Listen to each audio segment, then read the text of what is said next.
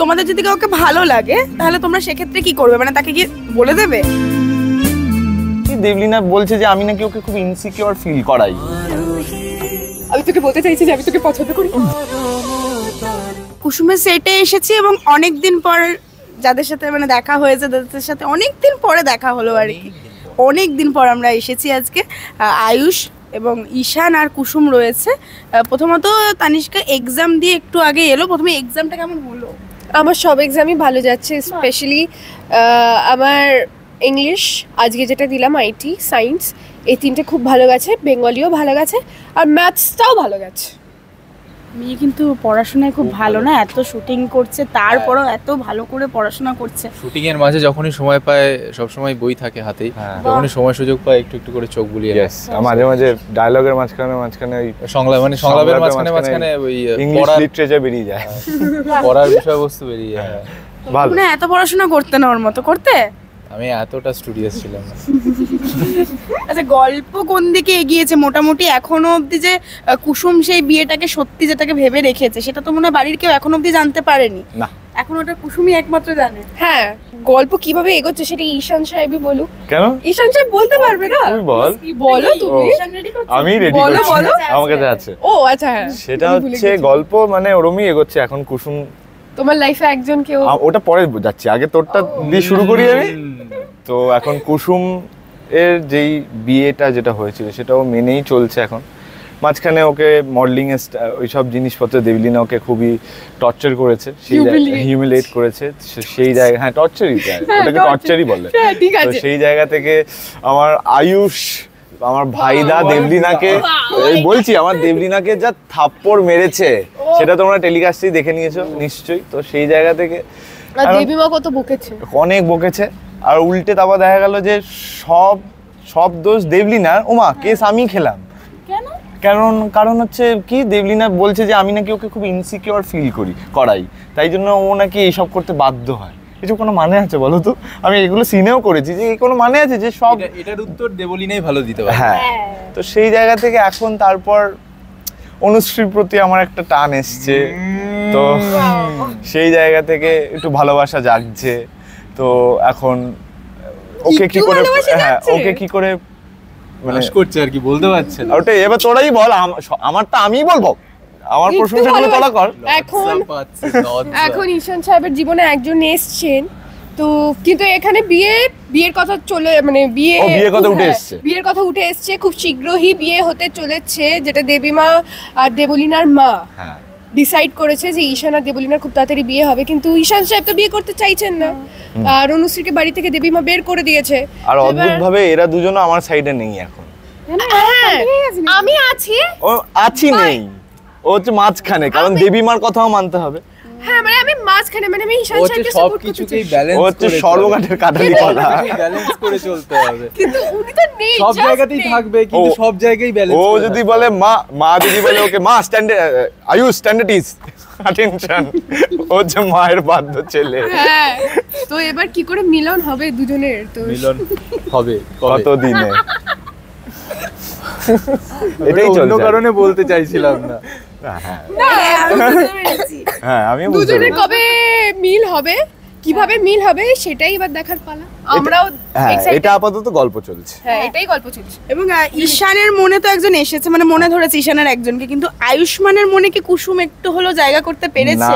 না, ওর চোখ কথা বলছে এখন। আয়ুষ্মান চোখ দেখে এখনো বুঝতে পারছে না যে ওটা কুসুমেরই চোখ। দেখছে চোখ, অথচ সামনে কুসুম রয়েছে। দুটো চোখের মধ্যে বুঝতে পারছে না যে মিল কোথায় আর অমিল কোথায়। মানে অমিল তো নেই, মিল মানে এই যে এটাই যে সেই ব্যক্তিটা।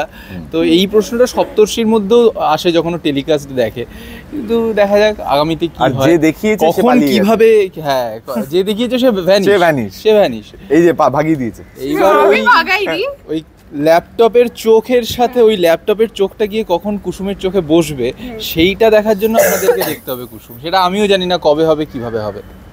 এই যে আমি তানিষ্কার কাছে প্রশ্নটা আমার রয়েছে, যে একজনকে ভালোবেসে সেই একবার সিঁদুর পরিয়ে দিয়েছে, সেই বিয়েটাকে একদম সত্যি বলে মেনে নেওয়া, যদি নিজের বাস্তব জীবনে এরকম হতো তাহলে কি করতো আমি জানতে চাই। এটাও 5 বছর বাদে জানাবে।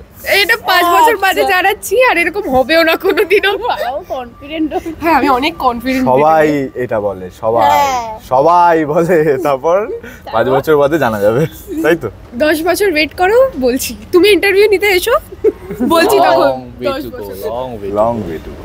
Long way to go. হ্যাঁ আচ্ছা আমি তিনজনকে একটা প্রশ্ন করছি যে ধরো তোমাদের যদি কাউকে ভালো লাগে তাহলে তোমরা সেক্ষেত্রে কি করবে? মানে তাকে কি বলে দেবে আমার তোমাকে ভালো লাগছে, নাকি না বলবে না, না কি ভাববে না, এরকম কোনটা শুরু করবে তুমি? এখন বিষয়টা ডিপেন্ড করছে হচ্ছে আমার যাকে ভালো লাগে তার সাথে আমার কীরকম আন্ডারস্ট্যান্ডিং রয়েছে, বন্ধুত্ব কীরকম রয়েছে, বোঝাপড়া কীরকম রয়েছে। যদি সেটা ভালো থাকে তাহলে আমার অবশ্যই মনে হয় যে কাউকে ভালো লাগলে সেটা বলা উচিত, কনফেস করা উচিত। মনের মধ্যে রেখে ওভারথিঙ্ক করার থেকে সেটা বলে দিলে অনেক বেশি ক্লিয়ার আউট হয়ে যায় বিষয়টা।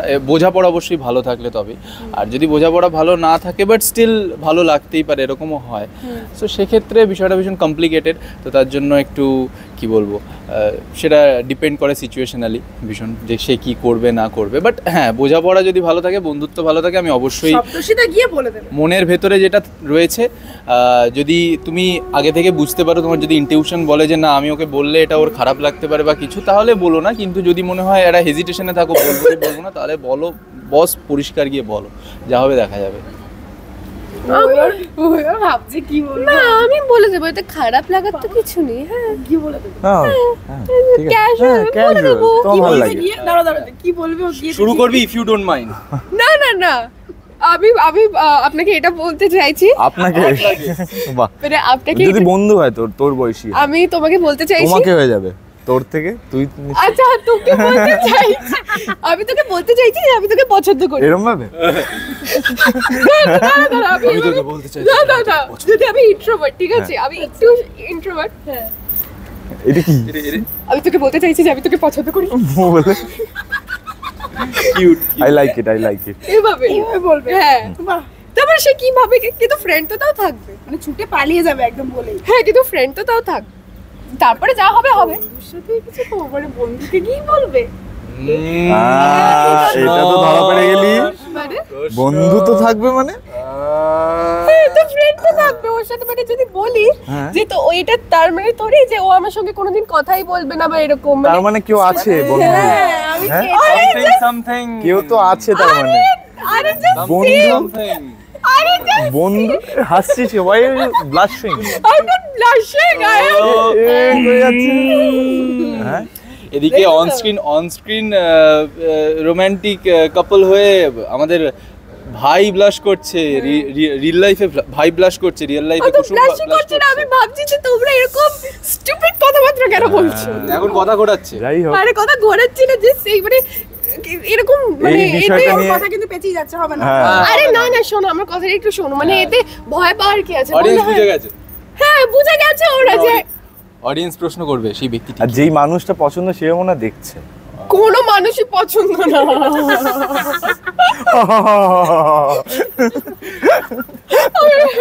কোনো মানুষই পছন্দ না। সে হয়তো ফেক প্রোফাইল থেকে একটা কমেন্ট হ্যাঁ। করে দিল হ্যাঁ হতেই পারে। এই যে ইন্টারভিউটা দেখে। হ্যাঁ, আমার যাই সব হোক, এই বিষয়টা নিয়ে দেখা যাক। বন্ধুরা মারছে, ইচ্ছে হচ্ছে, এটার সাথে ওটার কিচ্ছু নেই। প্যালপিটেশন হচ্ছে। Palpitation হচ্ছে, ধুর। এই বড় লোকরা না, মানে বড় মানে এই যে বড়। তোর ও আমি প্রচন্ড এসব ব্যাপারে ইন্ট্রোভার্ট। আমি খুবই লাজুকে। আমি হয়তো যদি লাজুকে? হ্যাঁ, খুবই লাজুক। তো খুবই যদি আমার চোখের সামনে এসে যদি যতক্ষণ না সেই মানুষটা এসে আমাকে কিছু বলবে, আমি কিছু বলতে পারবো না। মানে প্রচন্ড কনফিডেন্স কবে আসবে? 2-3 বছর ধরো আলাপ, প্রচন্ড একটা কমফর্ট জোন তৈরি হবে।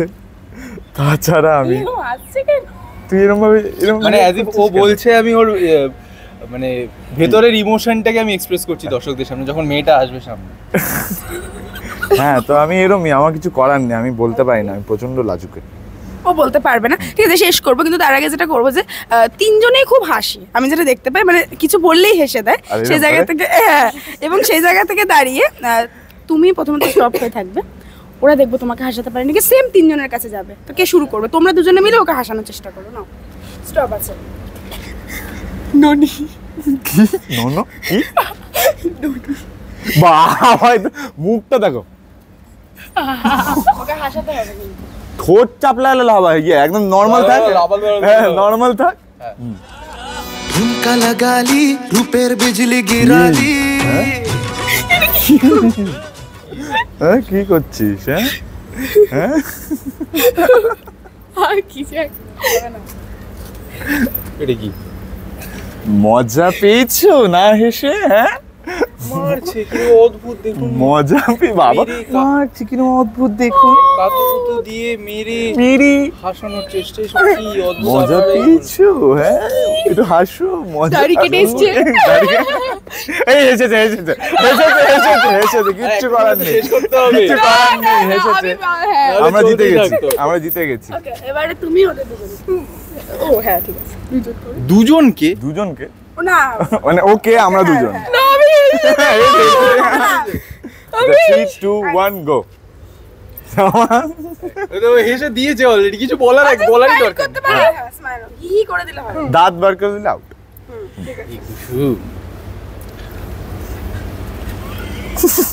চোখ বন্ধ করে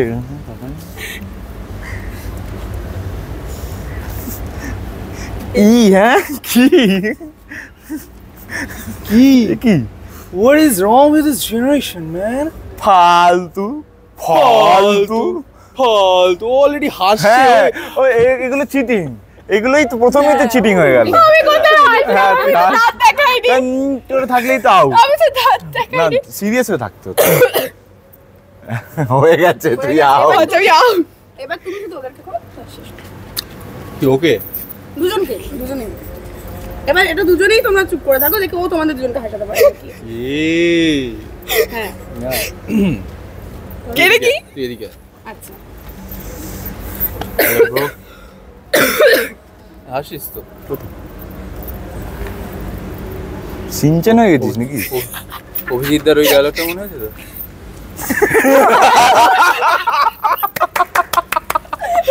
আমার অভিজিৎ নামটাই এত ফানি লাগে, মুখটা পুরো ভেসে উঠলো। মিস্টার কেমন লাগলো? মজা হয়েছে? খুব মজা হয়েছে, খুব মজা। আমরা সবাই মজা পেয়েছি। মজা পেয়েছো? মজা পেয়েছি। তোমরা কি মজা পেয়েছো সেটা অবশ্যই কমেন্টে জানাও। ইয়েস। আর কুসুম পরবর্তীতে অনেক ইন্টারেস্টিং এপিসোডস আসতে চলেছে। ওনার জীবনে একজন অলরেডি এন্ট্রি নিয়েছে, এবার সে কি গাঙ্গুলি বাড়িতে এন্ট্রি নেবে কি নেবে না সেটাই দেখার পালা। তো আপনারা দেখতে থাকুন কুসুম, সোম থেকে রবি ঠিক বিকেল 5:30টায় শুধুমাত্র জি বাংলার পর্দায়। কুসুম নামের মেয়ে, সে কুসুম নামের মেয়ে, কুসুম নামের মেয়ে, সে কুসুম নামের মেয়ে। টলিউডের latest update, gossip and entertainment পেতে সাবস্ক্রাইব করুন শুধুমাত্র সিটি সিনেমা, আর ফলো করুন সিটি সিনেমার Instagram, Facebook, Twitter and share chat page.